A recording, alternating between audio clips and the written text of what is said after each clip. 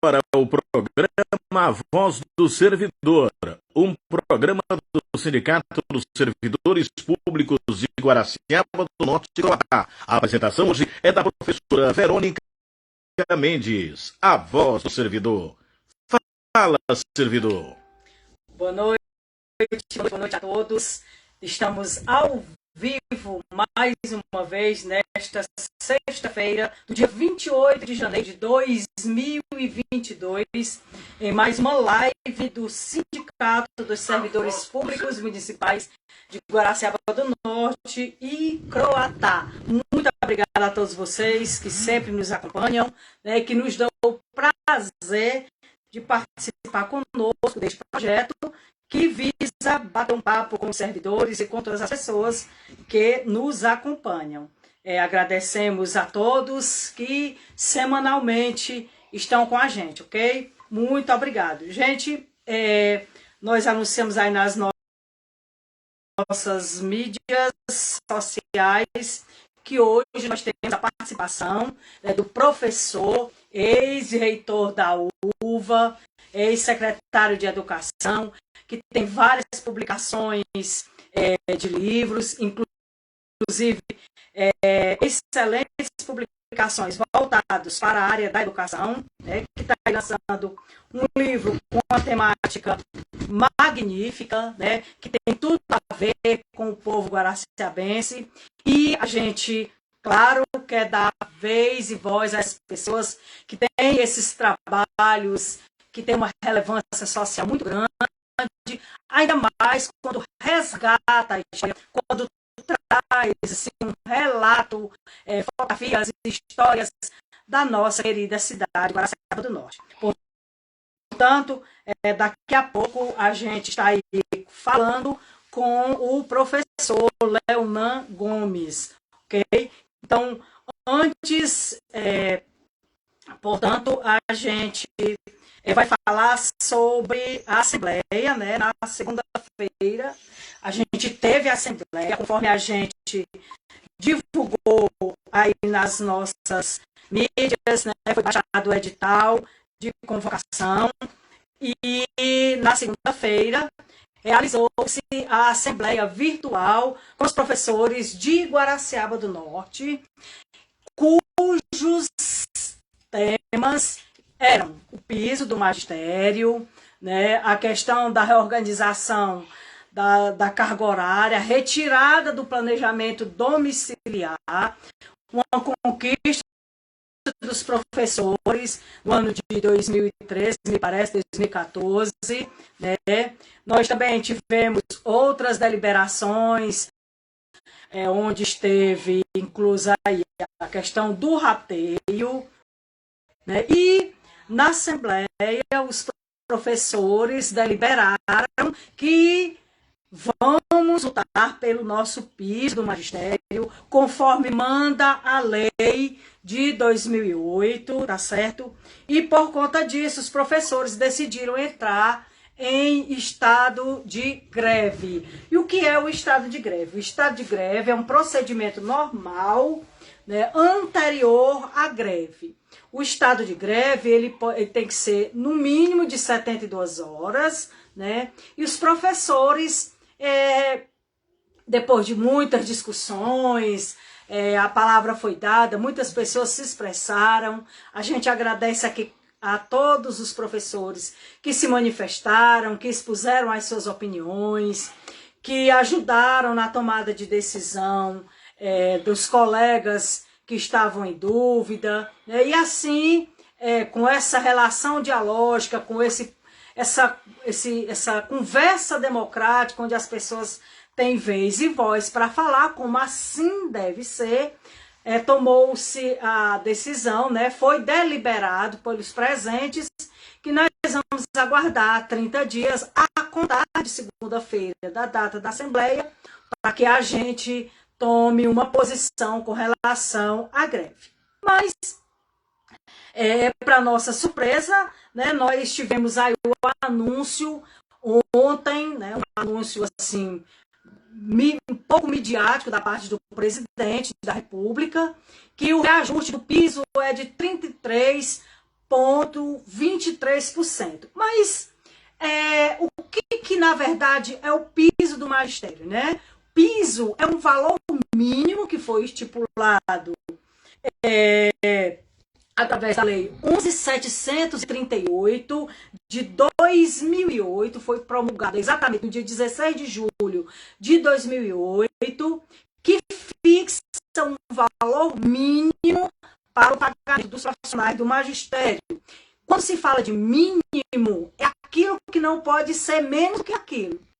Então, esse valor, inclusive, foi fixado para o ensino médio. Hoje, no Brasil, nós temos um número pequeno de professores com ensino médio, né? E a lei fixa um valor para os professores que têm a formação mínima, né, do magistério. Então, quando a lei foi criada, né, em julho de 2008, foi fixado esse piso. Houveram assim, algumas manifestações contrárias e em 2000, se não me falha a memória, em 2011, 2010, se falha a memória, foi necessário, aliás, foi em 2013, foi necessário que o Supremo Tribunal Federal julgasse a constitucionalidade da lei do piso, já que 5 governadores, incluindo o ex-governador do Ceará, Cid Ferreira Gomes, pediu a inconstitucionalidade da lei, levando em conta o valor aluno. Ou seja, todos os anos é fixado um parâmetro mínimo do valor aluno, um acréscimo do valor aluno. Conforme é o valor aluno, o acréscimo também é o valor do acréscimo no reajuste do piso do magistério. Então, os governadores, achando que era uma injustiça muito grande, né, os municípios receberam um aporte maior de recursos e ter que equiparar esse percentual ao salário dos professores, 5 governadores entraram com ação direta de inconstitucionalidade no Supremo Tribunal Federal. Mesmo assim, né, em 2011, foi pago o primeiro valor a título de piso do magistério aos professores. Vale ressaltar que, na época, aqui na região Nordeste, os professores tinham um salário que muitas vezes não chegava a metade dos salários de alguns professores da região Sudeste. Só para os senhores terem uma ideia dos avanços da lei do piso do magistério. Então, em 2013, né, o Supremo julgou essa ADI, disse que era constitucional o reajuste dos professores ser igual ao reajuste, né, o reajuste percentual do valor aluno. No ano passado, em fevereiro do ano passado, mais uma vez, o Supremo teve que julgar novamente esse tema. Foi, mais uma vez, o Supremo garantiu a constitucionalidade da lei e no final de 2021, né, a famosa Confederação Nacional dos Municípios disse que a lei do piso não estava vigente por causa da lei do novo Fundeb. E uma coisa não tem nada a ver com a outra. Uma vez a lei do Fundeb apenas dizia como era que ia se dar o financiamento da educação como um todo. O que ia compor a cesta de impostos, como era que ia ser distribuído os recursos do Fundeb. Nada tinha a ver com a lei, né, 11.736, que trata do piso do magistério, já que não, para se revogar essa lei, teria que ser votada uma nova lei, né?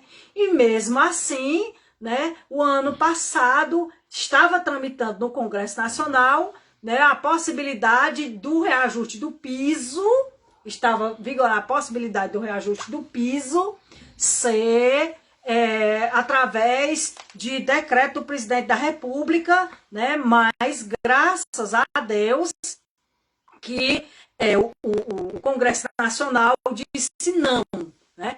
A lei do piso só poderá, aliás, o piso do professor deverá ser reajustado conforme lei vigente. Então, como não foi votada uma nova lei, né? Então o piso tem que ser reajustado conforme a lei vigente, que é essa lei de 2008. Então, houve aí uma série de discussões, né? Na sexta-feira, aliás, na quarta-feira, houveram aí algumas notícias dizendo que o presidente iria baixar uma medida provisória e que essa medida provisória iria reajustar o piso em 7,5%, né? As centrais sindicais, as confederações, os sindicatos, enfim, todas as organizações que representam os profissionais da educação já começaram a se mobilizar. A própria Comissão de Educação da Câmara, que é composta de poucos deputados, né, num país que tem 514 deputados federais, nós temos uma Comissão de Educação que é composta por, me parece que por menos de 10 deputados, né? E por conta disso, né, a própria comissão diz que acionaria o Supremo Tribunal Federal caso, né, a comissão, caso acontecesse dessa medida provisória, né, ser editada e publicada pelo presidente da República. Então, ontem, né, o presidente aí aproveitou que é um ano eleitoral e para fazer uma média, simplesmente foi lá e só validou aquilo que está na lei. O reajuste do piso é 33,23. E se o presidente não tivesse feito isso, iria prejudicar em alguma coisa? Não, na verdade não. Porque o papel do governo federal, através do Ministério da Educação, é meramente divulgar a portaria que diz qual é o reajuste do valor aluno. Ora, se o valor aluno foi reajustado em 33,23, automaticamente o salário dos profissionais do magistério também é 33,23, tá certo? Se o presidente não o tivesse feito, valeria da mesma forma. Inclusive, as confederações representativas já estavam apostos para acionar o Supremo Tribunal Federal, já que só eles, né, partidos políticos, é que podem fazer esse tipo de procedimento, né? Mas depois que foi anunciado aí, né, o valor do piso do magistério, a gente tem aí acredito que não é surpresa.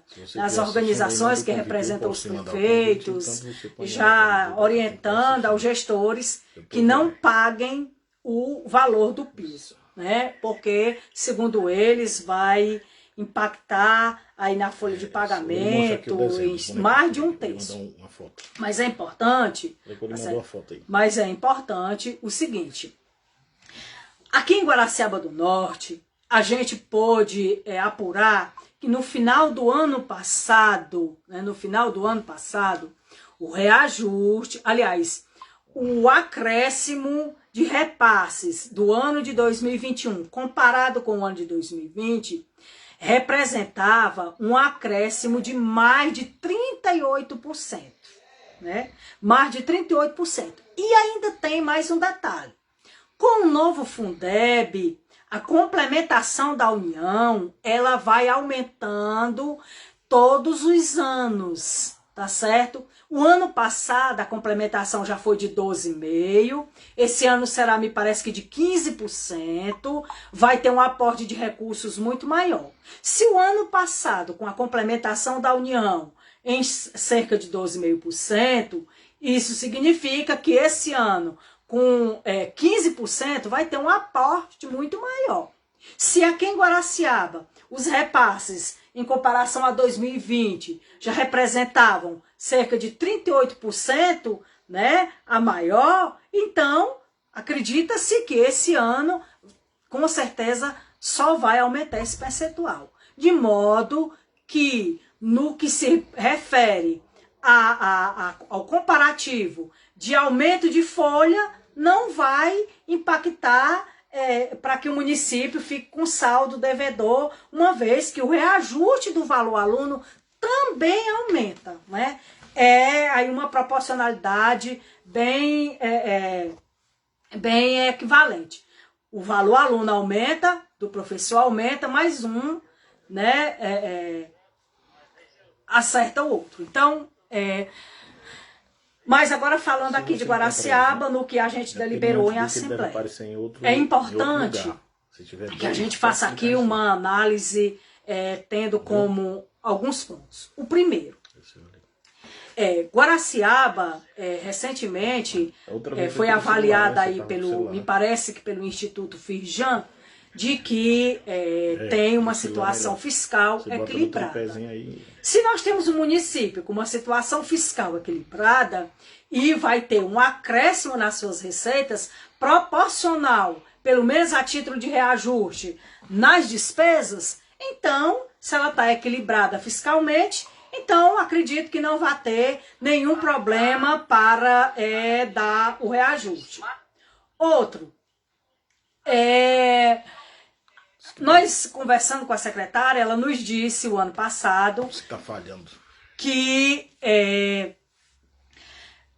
o ano passado o município teve um aumento considerável, né, no número de alunos. E a gente sabe que os repasses eles vêm conforme o número de alunos. Se os alunos aumentaram, se as matrículas aumentaram o ano passado, o impacto financeiro vem nesse ano. Ah, mas e daqui para frente? Ah, o número de alunos é proporcional ao número de professores. Os repasses é proporcional ao número de alunos. Então, gente, dá para sim dar um reajuste sem problema, um reajuste linear, ou seja, igual para todas as referências, conforme a gente deliberou em assembleia. Essa luta é de todos os professores. Eu não acredito que tenha um único professor que não queira lutar pelo seu salário, até porque o reajuste ele vem em cima do salário base. O salário base é a base, a partir dele vem os adicionais, como gratificação de planejamento, como deslocamento, outras gratificações de titulação que a gente tem aqui garantido pelo nosso PCCR. E, por conta disso, a gente deliberou pelo estado de greve, estamos aguardando o pronunciamento, estamos aguardando o projeto de lei que o nosso prefeito, doutor Adair, irá mandar para a Câmara Municipal. Na segunda-feira, o Sindicato dos Servidores Públicos irá fazer o uso da palavra na tribuna livre. Vamos nos dirigir aos nossos vereadores. Nós temos 13 vereadores no parlamento municipal. Esses vereadores, a grande maioria, pelo menos que eu saiba, nenhum deles disse que não levantaria a bandeira da educação. E é primazia no processo educacional valorizar os profissionais do magistério e a todos da educação, e não se pode pensar em valorização quando você não tem a função de garantir um salário de qualidade para os profissionais. Uma vez que o valor aluno vai ter um quantitativo de recursos bom, é claro que esse quantitativo deve se refletir no pagamento dos profissionais. Então, na segunda-feira, né, hoje a gente já fez um ofício para a Câmara Municipal e pedindo a tribuna livre. O presidente da casa, o vereador Jacques Carvalho, disse que não poderá ter público por conta das medidas restritivas, por conta do aumento do número de Covid aqui no município de Guaraciaba do Norte. Eu, sinceramente, acho prudente, né? A gente tem aí uma pandemia que, mesmo graças a Deus, com o avanço das vacinas e que diminuiu consideravelmente o número de mortos, mas que o vírus ainda está aí, as pessoas parecem que ainda estão correndo atrás do vírus, e O resultado é que um alto índice de contaminação aqui no município. Então, eles não estão aceitando pessoas na assistência, né? Algumas pessoas, pouquíssimas pessoas, me parece que nem vão permitir a entrada de pessoas da assistência, mas as sessões são transmitidas pelo Facebook. Nós pedimos aos nossos colegas que ecoem a voz, porque o sindicato não irá falar em nome de um, dois ou três, irá falar em nome de todos os professores desse município.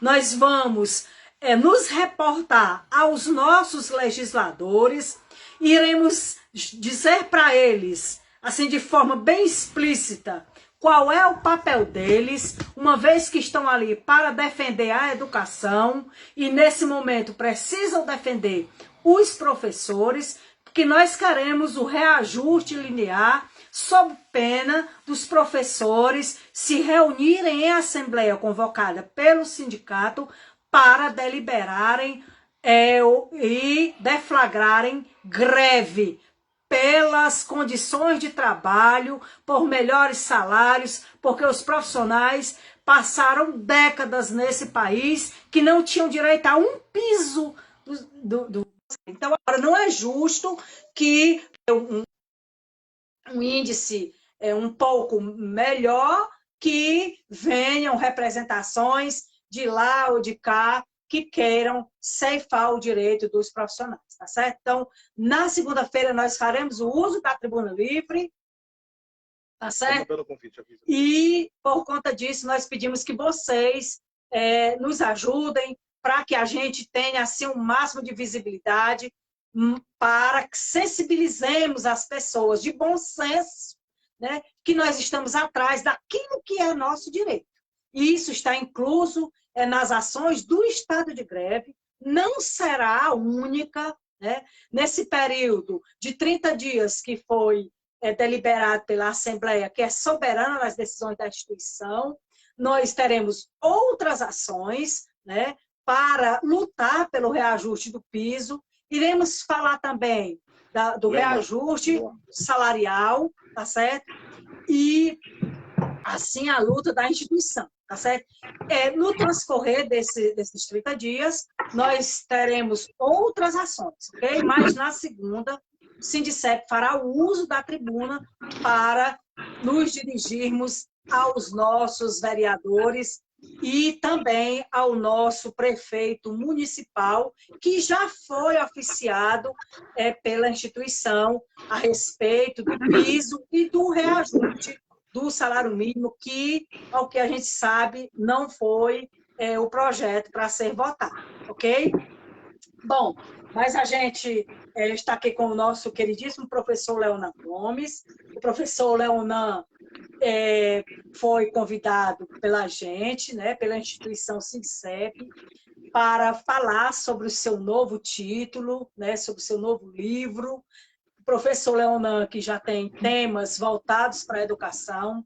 O livro Professor com Prazer, que foi comprado pelo sindicato, e também tivemos o presente da professora Cleonice, que é proprietária da papelaria educativa, que também nos ofertou um exemplar, a gente sorteou, a professora Neuma, lá dos Morrinhos, o professor Batista, lá da Várzea, parabenizaram, gostaram demais do livro, eu também li uma grande parte, é um livro maravilhoso, realmente fala de quem entende, de quem sabe o que é educação, de quem entende o que é o papel do professor, e desta feita ele resolveu escrever sobre um novo título, mas que é um tema assim muito convidativo, sobretudo para os professores, aliás, para a população guaraciabense. Professor Leonan, boa noite, um prazer recebê-lo mais uma vez aqui na nossa live. Nós gostaríamos que você falasse por que você resolveu escrever o livro Nossas Ruas, Nossas Histórias. Muito boa noite a todos os que nos escutam, que nos veem. Muito obrigado ao Sindicep pelo convite. Muito obrigado à Verônica pela condução dessa conversa. Para mim é um prazer muito grande conversar com os professores, com os que trabalham na educação do município de Guaraciaba do Norte e de Croatá, pois eu tenho estreitas ligações com os dois municípios. Nos dois eu tive o privilégio de ocupar a função de secretário de Educação, e nos dois, graças a Deus, a gente pôde desenvolver trabalhos marcantes que contribuíram com o desenvolvimento dos dois municípios. Nos dois fizemos a diferença, graças a Deus. E hoje... É visível. Diga, Verônica. É bem visível o seu trabalho, é bem comentado, né? Pois bem. Então, eu escrevi esse livro, Nossas Ruas, Nossa História, considerando que nas nossas ruas é que, de fato, está a nossa história, a história dos guaraciabenses. Essa ideia nós começamos a desenvolvê-la em 1988. O Ferreirinha e eu. Ferreirinha é um companheiro de infância, companheiro de escola, que mais adiante entrou para a carreira militar, seguindo o exemplo do pai.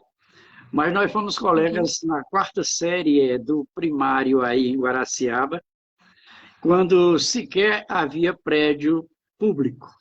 As pessoas mais jovens até podem se horrorizar. Como é que não existia prédio público? Não existia mesmo. Então, esse livro é o meu olhar pessoal sobre a realidade de Guaraciaba, o meu olhar de menino em Guaraciaba, escrito com a competência de adulto, né? Mas é o meu olhar. Então, é claro que, sendo o meu olhar pessoal, ele é diferente de quaisquer outros olhares. Cada um vê a realidade ao seu modo. Neste livro, ele não tem dados históricos de Guaraciaba do Norte. Temos pequenas referências que foram coletadas à época pelo Ferreirinha, que era um grande pesquisador. Em todo canto que ele sabia que havia alguma coisa relacionada a Guaraciaba, ele ia lá, copiava na paróquia, na diocese, ele copiava os dados históricos de Guaraciaba. Então, nós começamos a pensar essa ideia em 88. Mais tarde, já em 93, 94, nós estivemos juntos aí, eu como secretário de Educação e ele como secretário de Administração, na gestão do Antônio Marques. E voltamos à ideia de construir o livro. Mas depois nós tivemos que nos separar por razões profissionais, e só agora, na pandemia, eu resolvi dar continuidade. Então, na época, em 88, eu morava em São Luís do Maranhão, e até fiz várias cartas para guaraciabenses pedindo informações sobre os nossos antepassados, sobre os antepassados deles. E recebi algumas cartas que serviram para fundamentar algumas coisas neste livro. Então, Nossas Ruas, Nossa História, é como se eu fizesse uma caminhada de casa em casa, no meu tempo de menino, em Guaraciaba, sabe? Então, naquele tempo, e aí isso está bem claro no livro, a gente só tinha dois endereços, lá em cima e lá embaixo. Lá em cima, em torno do mercado, e lá embaixo, em torno da igreja. E fora isso, eram dois caminhos que a gente tinha, descendo, que era a estrada, a rodagem, que hoje é Rua Francisco Bezerra, mas na minha época de menina era a rodagem, em torno da qual a cidade se desenvolveu. Então, descia lá de São Benedito, passava pela Sussuanha, passava pela Sussuanha, assim, não pela vila, mas pela moradia do seu Zeca Marinho, descia ali pelo Alto do Piquezeiro, ia para Santa Luzia e atravessava a cidadezinha. Lá na frente, dobrava à direita, passava em frente à igreja e seguia o caminho para o Ipu. Esse era um caminho. O outro caminho era paralelo, que se chama hoje Monsenhor Eurico. Eram essas duas principais. E tinha três transversais. A rua que vem da Lagoinha e que tem continuidade lá com a rua, hoje Vicente Marques, mas naquele tempo era Beco Novo. Tem o Beco da Lagoinha, o Beco Novo. E lá embaixo tinha a rua Coronel João Cisco, que era Beco do seu João Cisco. Ele era vivo, Eu o conheci como menino, e ia até a frente do cemitério. E assim se acabava a cidade. O resto eram os sítios. Ah, por exemplo, a rua, a Praça do Mercado, terminava ali na esquina da cadeia, que era o único prédio público existente em Guaraciaba, e ali se fechava a cidade. Aí tinha um bequinho, um caminhozinho, que ia para as Cruzes, que ia para o Santo Amaro, e São José, esses lugares, assim, que eram sítios distantes para onde a gente ia a pé, às vezes a convite de alguém de lá, né? E para o lado do Ipu, se acabava em frente ao cemitério. Mais adiante tinha uma entradazinha que ia lá para Macambira, quer dizer, para o Croatá, para a Várzea, para o Guarani, e pronto, e a cidade se restringia praticamente a essas 5 ruas. É tanto que o nosso livro ele está organizado por esses caminhos. Lá em cima e lá embaixo são os 2 capítulos principais, né? Então, Uhum. e aí tem as ruas transversais. E aí o que nós fazemos? Uma caminhada de casa em casa. Esse lá em cima e lá embaixo era uma concepção nossa, não existia nenhuma uma definição de ninguém, não. Era nós, como crianças, que dividíamos. Então, os meninos lá de cima jogavam contra os meninos lá de baixo, ou brigavam contra os meninos lá de baixo, havia aquela disputa, né? Então, era o movimento que a gente tinha naquele tempo. Então, havia essa disputa por causa do movimento. Lá embaixo, na hora da missa, na hora das novenas, na hora dos eventos religiosos, era onde centralizava toda a movimentação. Porque todo mundo que vinha dos sítios e da cidade descia lá para a praça da igreja. Quando terminavam os atos religiosos, todo mundo subia, porque lá em cima, aí onde hoje é a Praça do Guaraci, era que ficavam as canoas, a onda, né, e o carrossel. Eram as 3 brincadeiras principais que existiam durante a festa. Então, o nosso mundo se restringia a esses 2 lugares, né? As escolas não existia prédio escolar, como eu disse. Então, a escola era na casa da professora. Existia já as escolas reunidas, mas também não tinha prédio. Era em prédio alugado pelo governo, casas que tinham 2 salas. Então, funcionava 2 salas de manhã e 2 salas de tarde.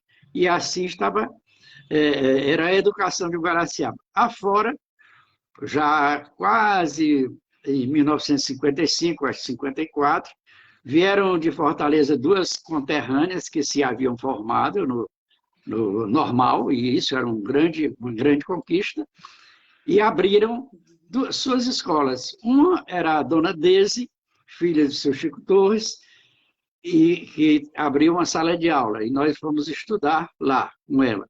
A outra era a dona Oscarina, a filha do seu Januário, né, que abriu outra sala.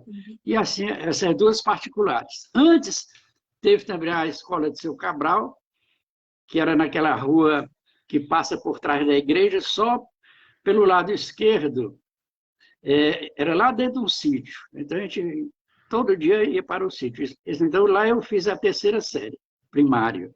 E com a dona Dese eu fiz a 4ª série, nessa casa que ainda hoje está lá, a casa do seu Chico Torres, né?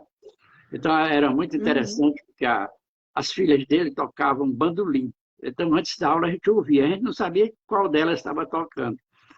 Então, eram essas coisas que conduziam o nosso dia a dia naquele tempo. Então, eu resolvi escrever esse livro para mostrar o quanto os nossos antepassados, apesar de todas as dificuldades que tinham, conseguiram deixar uma herança positiva. Aqueles que acreditavam na educação investiam para que os filhos estudassem.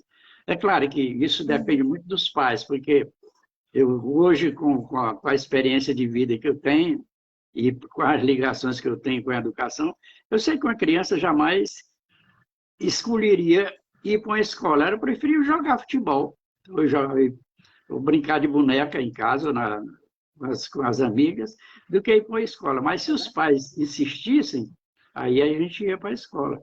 E indo para a escola, a gente aprendia. Foi o que aconteceu conosco. Nesse livro aí, Nossas Ruas, Nossa História, eu conto com a participação de 4 colegas de escola, que terminamos o 4º ano primário juntos. Era o Zé Neudo, que se tornou juiz, foi juiz em Sobral e foi juiz em outras localidades, hoje é um juiz aposentado, mas percorreu um brilhante caminho. O outro é o Elisiário, José Elisiário Nova, que foi prefeito de Guaraciaba do Norte, é advogado, é uma pessoa muito credenciada. O outro é o Zé Abner, que é um construtor de obras lá em Brasília, mas é um apaixonado pela Guaraciaba. A outra pessoa que está na contracapa e que fez um comentário para o livro na contracapa é a Edilma, nossa colega de sala de aula também, que é a primeira médica guaraciabense. Está ainda, todos estão vivos e participaram. Eu fiz questão que eles participassem do livro, porque nós começamos as nossas histórias juntos. Então, para essa turma nova, até é difícil entender, porque naquela época a dificuldade era tão grande. Né? Era uma cidade que não tinha luz elétrica, passou a ter luz elétrica a partir da gestão do seu Valdemiro Ferreira Gomes, né? Foi quem botou a luz na cidade. A luz era de 6 às 10 da noite, quando era 9h30, era dado o sinal de luz, porque ela ia se apagar às 10. Então, às 9h30, quando dava o sinal de luz, a meninada toda corria para casa para se aciar e rezar e dormir. Né? E era assim o nosso dia a dia. Então, eu, por exemplo, eu tive uma atividade diferente, porque meu pai tinha uma sapataria, era a única sapataria da cidade. Naquela época, tudo era feito aí. Quem queria comprar um sapato para a festa de agosto tinha que mandar fazer na sapataria. Quem quebrava a sandália e tal, ia mandar consertar na sapataria, porque não vinha nada de fora. É como a roupa também, tinha várias costureiras e vários alfaiates que faziam as roupas das pessoas. Né? Então, é sobre essas coisas que eu abordo nesse livro, e valorizando muito todas as profissões existentes. Cada um, a seu modo, construiu a cidade. O carpinteiro, o pedreiro, o pintor, o açougueiro, a pessoa que lavava roupa, a pessoa que... Porque eram profissões que existiam por força da necessidade naquele tempo. Como tinha as lavadeiras de roupa, que iam buscar as roupas nas casas, levavam lá para a beira do rio, o escorrega, e lavava a roupa, depois vinha deixar. Tinha também as engomadeiras, tinha os camaradas que punham água nas casas, o botador d'água, que era chamado. Lá no centro, hoje onde é o Guaraci, tinha um cacimbão, que era um ponto importante da cidade. Em torno daquele cacimbão, várias pessoas vinham buscar água para atender as casas, porque as casas também não tinham abastecimento próprio, e eram poucas as que tinham cacimbão para o seu abastecimento. Então, tinha as pessoas que botavam água com aquela lata de querosene, punha na cabeça um pote, aí tirava a água lá do cacimbão, chamado cacimbão da feira, porque a feira era por ali, no mercado. Então, era que abastecia de água a cidade. Então, todas essas profissões foram importantes. Então, todas as pessoas que moravam em Guaraciaba naquele tempo estão citadas nesse livro. Não tem assim de distinção de valores, quem era mais rico, quem era menos rico, mas, para mim, na minha visão, todos eram importantes, sabe? Porque todos tinham uma contribuição a dar. E é isso que está nesse livro. Que, graças a Deus, Verônica, eu tenho tido muita satisfação de ouvir os comentários. Eu ainda não pude fazer um lançamento por causa da pandemia. Eu queria transformar este lançamento numa grande confraternização de conterrâneos que estão citados no livro ou não. Tem muitas fotografias. Eu queria fazer um grande encontro e que fosse uma confraternização, além de lançar o livro, mostrar o livro, e apresentar um data show com as fotografias que estão no livro, ser um momento de confraternização. Mas, infelizmente, a pandemia não deixou. Já programamos uma vez, tivemos que cancelar, porque a onda veio forte agora. Mas a gente espera que aconteça, né? Então, outra que eu estava dizendo, eu tenho tido um momento de muita satisfação com esse livro. Primeiro, porque ele está escrito numa linguagem que qualquer pessoa entenda, como o professor com prazer a quem você se referiu.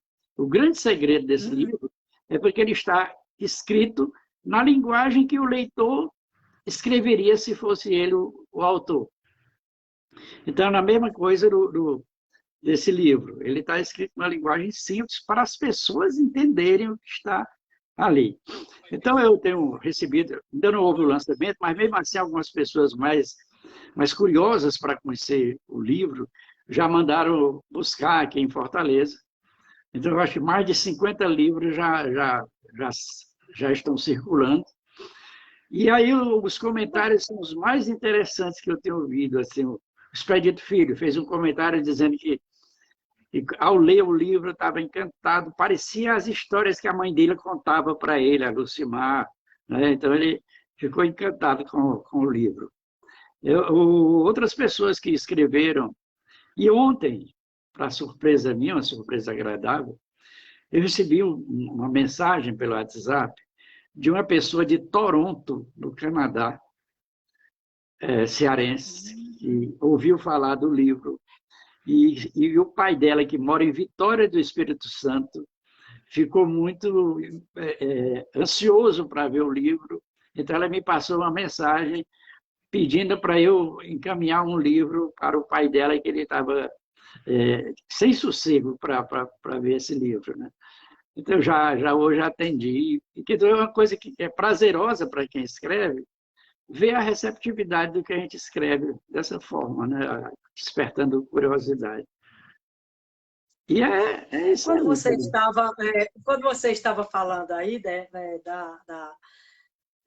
de como era Guaraciaba, né? A minha avó contava muito também essas histórias. Quando você estava contando, eu lembro, eu estava passando essas mesmas histórias, os meus avós também contavam, né? O meu pai, que tem 80 anos, né, também sempre foi guaraciabense, também conta essas histórias. Né? À medida que você ia falando aí, eu ia associando com as mesmas histórias que eles contavam. Né? É realmente assim, algo assim muito, muito bom de você ler, porque ali relata o que era. Né? Aí você tem uma realidade que você não conheceu, você só ouviu falar e que agora vai estar registrado. É uma realidade que você tem hoje, como será a realidade no futuro, né? E eu realmente passou assim um filme, né, imaginário das histórias que eu já ouvia e com essas que você veio relatando. Mas as fotos, Leonan, que tem no livro, elas são dessa época que você citou? São todas fotos da época, né? Quando eu concluí o livro, ele estava muito grande, sabe? Estava muito extenso. Dava quase 400 páginas. Então, eu tive que fazer uma redução. Então, na redução, eu preferi privilegiar as fotos das pessoas que já morreram, porque os que estão vivos ainda vão ter muita chance de ser fotografados, de fotografar. E hoje, sobretudo, as facilidades são muito grandes, né, para fazer uma fotografia. O que era difícil na época. Na época, a gente tinha Barbeiro, tem o seu Domingo Barbeiro, que era o fotógrafo. Depois ele até se candidatou a vereador. E era raro o fotógrafo. O fotógrafo era daquela máquina de tripé que ele botava ali perto de uma loja, de uma bodega do mercado, botava um pano ali e passava a feira tirando fotografias, né? Então, quando aparecia um fotógrafo que vinha de Fortaleza e tal, era uma dificuldade. Se alguém, e eu tinha esse privilégio, eu tive uma máquina fotográfica, mas aí a gente comprava o filme, que dava 12 fotografias, a gente tirava as fotografias, mandava para revelar em Fortaleza, esperava bem uns 15 dias que a fotografia voltasse, e daquelas que voltavam, às vezes nem todas tinham prestado, né? Então era uma dificuldade. Então, nesse caso aí do livro, todas as fotos são fotos da época, dos personagens, né? Eu retirei muitos dos vivos, mas privilegiei aquela dos mais antigos, né? Não é fácil a gente conseguir fotografias, porque poucas pessoas tinham condições de tirar a fotografia, mas tem fotografias realmente antigas. Por exemplo, tem uma de 1946, essa foto, do dia em que foi criado o coro da igreja. O que é o coro da igreja? Eu acho que você não sabe, pela sua idade, você não sabe o que é o coro da igreja. Não é aquela parte lá de trás da igreja em cima, não, que também é chamada de coro. O coro da igreja era um coral, de fato. Como naquele tempo tudo era cantado em latim, toda a celebração era em latim, então havia um grupo de jovens, senhoras e senhoritas, que eram escolhidas pelas suas vozes, e aí cantavam. Elas cantavam em latim, elas aprendiam e tal. O padre ia celebrar uma novena, então ele começava ou a missa em latim, e o coro respondia também cantando em latim. Então, foi criado o Coro Santa Cecília em 1946, e tem uma fotografia que está no livro, que foi tirada na Sussuânia. E essa foto, porque naquele tempo também, para onde o vigário ia celebrar a festa, ou novena, ou a missa, ou o novenário, ele levava duas companhias importantes. Uma era o coro da igreja, composto pelas moças e senhoras que cantavam, e outro era a banda de música. Então, como a distância continua a mesma entre a Sussuânia e Guaraciaba, entre a Vaza e Guaraciaba, entre Croatá e Guaraciaba, mas as dificuldades eram grandes de locomoção. Então, você andava a pé ou a cavalo, né? Então, por exemplo, essa fotografia, uma das fotografias que tem, de 46, é da criação do coro Santa Cecília, e essa fotografia foi feita na Sussuânia. E, coincidentemente, nesta foto estão a minha mãe, que morreu aos 32 anos, morreu de parto, e está o meu pai, que era da banda de música. Então, foi por causa dessa transação que eles se casaram, né? Inclusive, casaram na Sussuânia, fugido. Porque ele era da banda de música, tocava na banda de música, tocava clarinete na banda de música, e minha mãe fazia parte do coral da igreja. Então, essa aproximação, além do mais, eram primos, fez com que eles se casassem. Fugiram e casaram numa festa da Sussuânia. Sim, mas é o que eu quero dizer, as dificuldades eram grandes. Então, o deslocamento todo era feito a pé ou a cavalo, né? Então, o padre, quando ele ia para uma capela, ele arranjava os cavalos, as pessoas da comunidade arrumavam os cavalos, e aí iam as moças e iam os músicos para participar da festa, e ficava lá a semana toda, né? Então, tem essa foto. E tem outras assim que eu consegui, com as próprias famílias que me deram as fotografias para eu colocar no livro. Mas são muitas. Então, eu fiz um data show, uma sequência de fotografias. Eu acho que vai ficar bastante interessante para quem estiver presente no lançamento. Por isso que eu queria, assim, uma coisa que fosse um momento de integração das pessoas, né? E é um momento assim também de emoção, que as pessoas vão ver, pessoas... Teve gente que já fez comentários que sabia da existência daquelas pessoas, mas não sabia o que elas faziam e tal, e foram encontrar no livro, né? Porque também tem o seguinte, quem morava lá em cima tinha menos contato com quem morava lá embaixo. Então, lá em cima a gente tinha mais fácil de conhecer as pessoas que circulavam por ali. E lá embaixo, os que moravam lá embaixo, mais facilidade de conhecer as pessoas que moravam lá. Então, a proximidade ajudava muito a gente a conhecer as pessoas. Quanto mais distante, mais distante também era o conhecimento que a gente tinha das pessoas. É muito importante a ação narrativa, porque assim, você foi contando a história, a gente vai assim criando ela na mente, sem dúvida, muito interessante. Eu estou assim maravilhada com essa narrativa. Mas a data do livro, ela vai de que ano a que ano? O livro é um retrato que eu fiz do tempo da minha infância em Guaraciaba. Mas, basicamente, ele é 1949, que eu falo, embora eu tivesse 7 anos de idade, 49 foi o ano que minha mãe morreu de parto. A minha mãe morreu de parto do Laerte, que foi o 7º filho. O 6º filho, aliás. Aí o O Laerte... meu pai sabe dessa história. Pois é.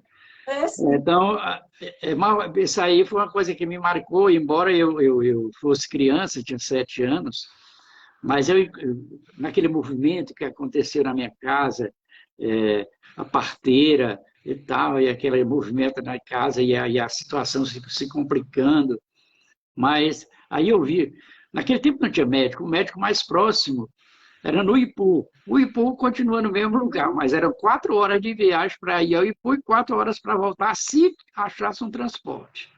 Então, como não havia transporte, então minha mãe morreu por falta de assistência, né? Não tinha uma casa, um hospital, não tinha uma casa de saúde, não tinha nada. Só tinha mesmo uma farmácia, que era a farmácia do seu Nezinho, né? Então, o seu Nezinho era quase o médico, o seu Nezinho Batista, pai do Zé Ronaldo. Era quase o médico, porque ele, por intuição e por aprendizagem, ele era muito curioso, estudioso, e tinha seu Fernandes, Raimundo Augusto Fernandes, que também era um aprendiz de farmacêutico e tal, e curioso. Então, eram eles dois que davam assistência naquele momento dolorido do parto. E eu, como criança, eu ainda vi aquele movimento, eu escutei a voz da minha mãe dizer assim, e os meus filhos? Quando ela estava morrendo, né? Eu não sabia que ela estava morrendo, mas eu ouvi a última palavra que ela ia dizer foi isso, né? Que ficou assim, gravado na minha mente. Pouco depois a gente soube que ela não tinha resistido e morreu, né? Então era uma coisa assim muito dolorosa. Naquele período, assim, em 3 dias praticamente morreram 3 pessoas pela mesma razão, sabe? Por falta de assistência, por falta de apoio da saúde, e ninguém nem cobrava, porque não tinha termo de comparação com hoje, né? Era porque era a vontade de Deus, ou então a necessidade que era grande, assim, de apoio na área de saúde, de um médico, de um especialista na área. Não tinha, né? Mas era uma situação difícil. Mas a gente não notava isso porque a gente não tinha como comparar, né? A gente andava a pé para todo canto, né? Eu, por exemplo, quando menino, na festa da Sussuanha, ia a pé, de Guaraciaba para Sussuanha, chegava lá, tomava uns 8 anos de idade, 9 anos, 10 anos de idade, ia lá, chegava lá, dava uma voltinha ali na pracinha da Sussuanha, ia lá numa banca, tomava um café com tapioca e voltava. Pronto, tinha ido para a festa da Sussuanha, né? Era assim, e voltava com a lua clara, porque, graças a Deus, a igreja se programou para essas festas religiosas, quase sempre são em tempo de lua cheia. Então, a gente circulava ali. Ó. Era bom, era uma vida boa. Como disse o Zé Nildo muito bem, o Zé Nildo é que faz a apresentação do livro.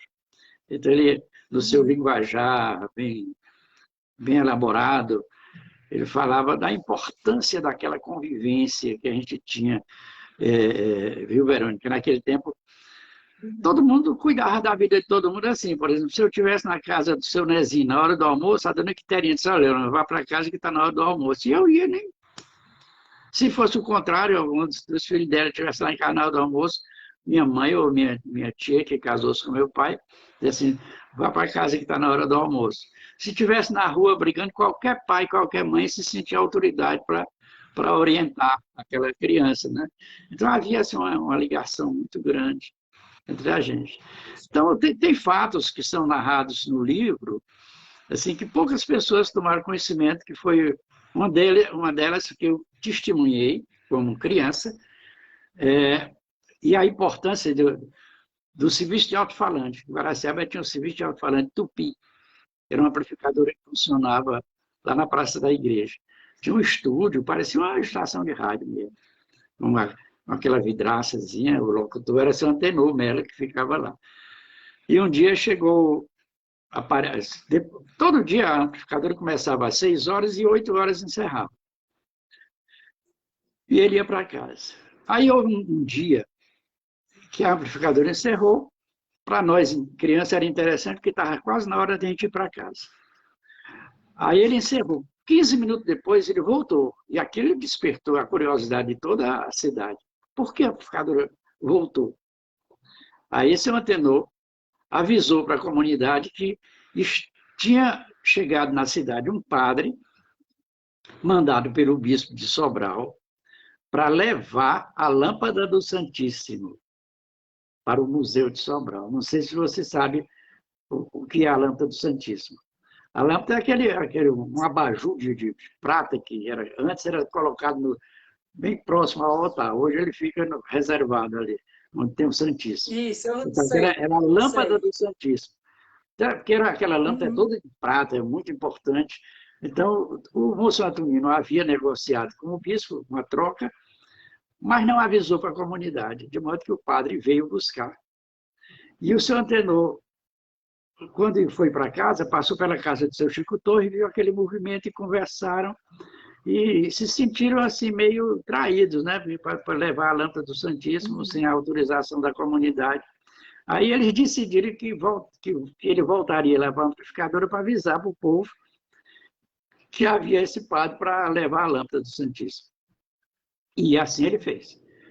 Ele mesmo me contou isso depois, muitos anos depois. Mas eu me lembro do fato, né? Não sabia dessas causas. Aí ele avisou na amplificadora que um padre havia chegado de Sobral com a finalidade de levar a lâmpada do Santíssimo. E ele estava convidando a comunidade a não permitir.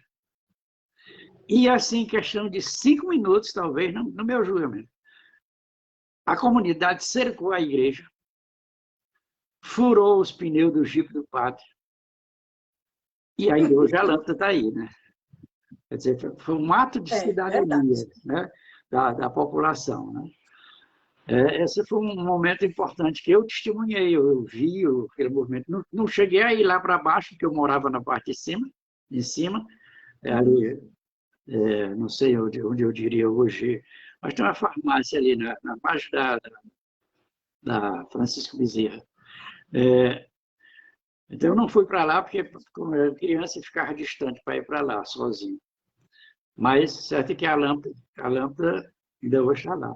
E outro fato que eu vi morando... E o padre teve que atender a comunidade, teve que desfazer a troca. Foi. Aí depois ele teve que explicar para a comunidade. Não houve má fé da parte dele, eu acho que houve mais timidez em termos de comunicar isso para a comunidade, né? E o certo é que não aconteceu. E ele, Dom José, que era o bispo de Sobral, Dom José do Pinambá da Frota, porque naquele tempo Guaraciaba pertencia à diocese de Sobral, como Crateús também pertencia à diocese de Sobral. Então, o Dom José mandou uma carta explicando as razões da negociação da lâmpada. Porque Dom José, a questão é essa, porque ele criou um museu em Sobral, que é o grande museu do Nordeste, é o de Sobral, o Museu Sacro. Talvez seja um dos maiores do Brasil. E ele criou, coletando nas paróquias, esses objetos. Então, como Guaraciaba tinha essa lâmpada muito importante, ele negociou para levar, mas não deu certo, né?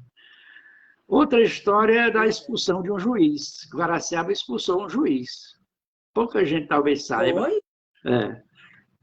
Mas o juiz estava protegendo pessoas que, indevidamente, assim, pessoas que a comunidade sabia que eram bagunceiros, eram não sei o quê, mas o juiz achou de proteger essas pessoas por razões políticas. Então, um grupo de jovens, um deles era irmão do seu Nando Marques, filho do maestro Vicente Marques, que dá nome à rua, que era antigo Beco Novo. Então, esse grupo de jovens se reuniu e botou o juiz para correr. Chega lá com revólver, com machado, com pedra e tal, de noite, era mais ou menos às 8 horas da noite. Isso eu me lembro, que eu era pequenininho, mas eu vim pela brecha de casa, das portas. Bateram na porta, gritaram, o juiz saiu correndo. A história que circula é essa, mas eu acho que tem fundamento. Ele correu de cueca até a casa de seu Zé Camarim, na Sussuanha, passando pelo garrancho, pelo meio do mato, com medo desse ataque que foi feito pelo jovem. O certo é que ele nunca mais voltou lá, sabe? Ele morreu, parece que depois foi para eu tenho um depoimento, parece que ele morreu num hospital, porque ele matou a mulher dele. Ele tinha problemas mentais, depois foi descoberto isso. Mas isso está com certo detalhe, porque que me esclareceu muito bem essa história foi o seu Nando Marques, que era um guaraciabense, e o irmão dele era o líder desse movimento para expulsar o juiz de Guaraciaba. Né? Então, o pessoal não engoliu as safadezas que o juiz estava fazendo. Aí expulsou. É um fato histórico importante. Né? Está aí no livro aí com detalhes. Eu acredito, Leonardo, quase 60 pessoas que estão nos acompanhando ao vivo, com certeza, assim como a gente, é muito bom estar ouvindo essas narrativas, é a nossa história, é o contexto, né, do passado da nossa terra. Então, as pessoas que desejam adquirir o livro, como é que elas devem proceder? Olha, o ideal mesmo era que eu queria fazer era no lançamento do livro. Mas, infelizmente, por causa da pandemia, porque a aglomeração a gente evitou, a gente já tinha até programado fazer em 2 dias, eu ia para aí para ficar 2 dias à disposição de quem quisesse para autografar os livros, para quem quisesse, e fazer algum movimento de conversa, explicar como a gente produziu o livro, como faz em todo lançamento de livro. E contar com a Elisiário, com o Zé Neudo, que apresentaram o livro, que escreveram sobre o livro, e que são testemunhas oculares de tudo que aconteceu, porque nós somos da mesma época. Mas, infelizmente, não deu. Até de um amigo nosso que mora em Brasília, que ele já havia até comprado a passagem para vir hoje, que o lançamento seria 29 e 30. Eu ficaria 29 e 30, aí à disposição de quem quisesse o livro. Mas como a situação da pandemia aumentou, tornou-se mais grave, achei melhor cancelar. Falei com o meu amigo que tinha comprado a passagem dele, que é o Abdoral, filho do Abdoral Pereira de Souza, que é um camarada que está na capa. Eu acho que você já deve ter visto a capa do livro. Sim, sim. Sim. O camarada que criou, eu sugeri, o cara que criou a capa, que quem faz a capa é outra pessoa, não sou eu apenas sugeri que gostaria que fosse ilustrada com fotografias de pessoas que moraram, que viveram em Guaraciaba. Então, estão aqui. O primeiro aqui de cima é o Abdoral, que é o pai da Bedel. Aqui abaixo está o seu Vicente Nobre, que é pai do Elisiário. Aqui abaixo está o moço Antonino, que foi vigário mais de 50 anos em Guaraciaba. A seguir está o seu Antônio Furtado, que é um comerciante. E assim por diante. Tanto na frente como no verso, são fotografias antigas. E aqui tem a apresentação, o comentário da doutora Edilma Fernandes. Né? Então, a ideia é que, quando essa pandemia terminar, a gente reúna, mesmo para quem já tem o livro, quem já quer ler o livro, é até melhor, porque ajudará a gente a comentar ou tirar dúvidas eventuais. Mas eu acredito que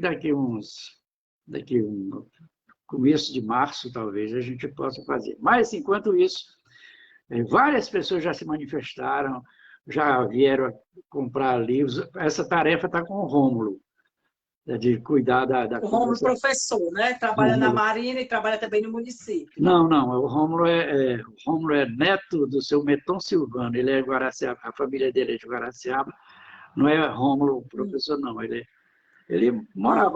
passou um bocado de tempo aí. Então, ele mora hoje aqui em Fortaleza, que veio cuidar de problemas de saúde, mas ele deve estar indo, ele tem aí nas divulgações, tem o telefone dele, a pessoa acerta com ele e ele dá o jeito de mandar deixar, né? Por exemplo, tá certo, tá certo. Porque como tem um carro que vai e volta todo dia, ele aproveita as pessoas e leva. Eu sei que há uma curiosidade muito grande sobre todas as pessoas que têm os nomes dos seus familiares citados no livro, tem muitas fotografias, né? Tenho curiosidade de conhecer.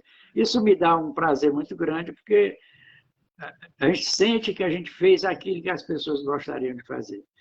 Aí, mas eu reforço essa história, essa é a minha visão. Se outra pessoa for fazer, talvez escreva diferente, né? Se for o Zé Neudo, o Elisiário, que são da mesma época, são olhares diferentes, mas só que a realidade era a mesma. Então, eu tive uma experiência diferente e achei por bem registrar isso aí. E, graças a Deus, está indo ao encontro do que as pessoas sabem, como você acabou de dizer, que você escutou em casa dos seus pais, né? O que está no livro, né? Pronto. Então, eu vou até procurar depois para a gente colocar, disponibilizar aqui nas nossas redes, os telefones do Rômulo para quem quiser adquirir o livro. Com certeza será uma leitura muito interessante. Mas aqui muitas pessoas estão nos acompanhando, Leonan. A maioria são professores, né? Muitas pessoas aqui parabenizando, né? Abraço aqui para Francilene, para o Luiz Veloso, para a Lidiane, para a Jocélia, para a Leiliane Gonçalves, para a Dorinha Coelho, para a Saúde, para a Vanderlânia, para a Aline Tavares, Maria das Graças, professora Leila Ribeiro, está aqui dizendo que é sua fã, é lá de Croatá, é a professora Leila. A Maria das Graças, boa grande noite. Professora de português, a Leila. Isso, né? Isso. Professora Veridiana Vale também nos acompanhando, professor Luiz Veloso, professora Charlene, professora Mari Costa, a Val Loba, Edileuma, também está dizendo aqui, ilustre professor Leonan, Edileuma a Rosilene lá Pita, a Gislene.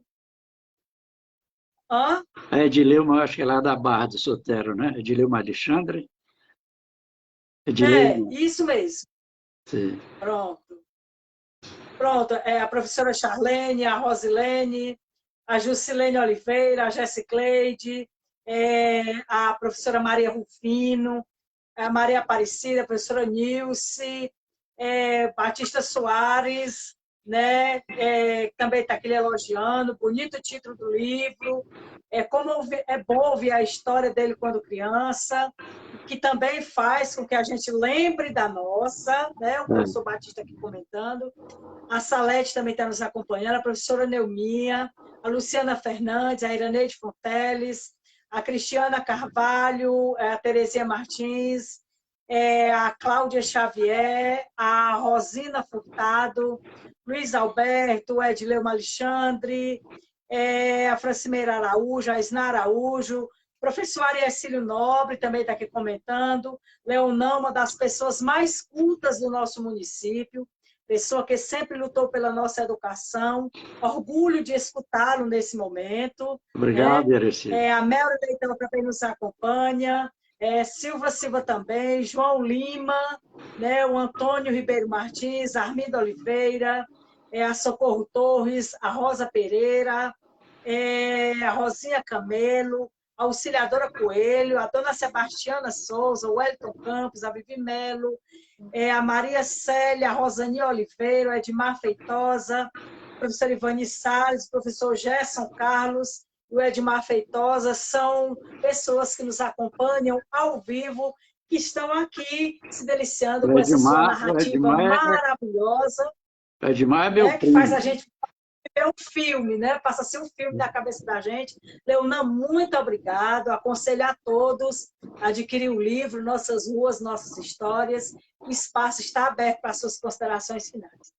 Muito obrigado pela oportunidade, eu acho que valeu a pena essa conversa.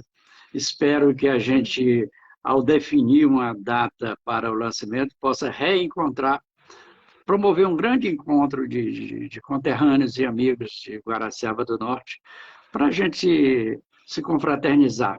Além de trocar informações, a gente fazer um ambiente de muita descontração e aproximação. Inclusive, talvez a gente possa ter um momento de arte, de outras pessoas que tenham habilidades e que queiram mostrar as suas habilidades, as suas aptidões, né?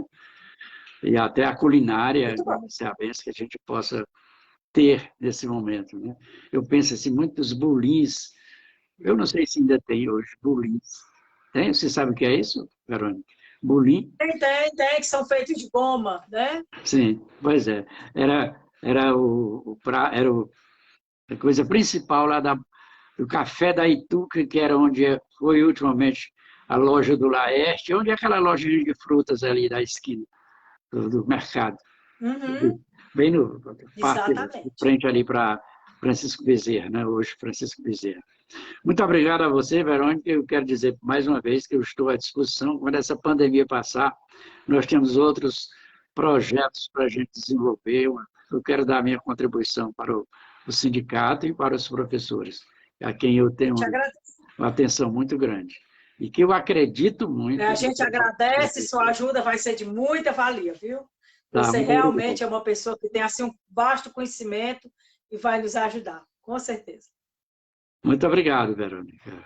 E um abraço para todos que estão nos acompanhando nesse momento. Até breve. Pois tá.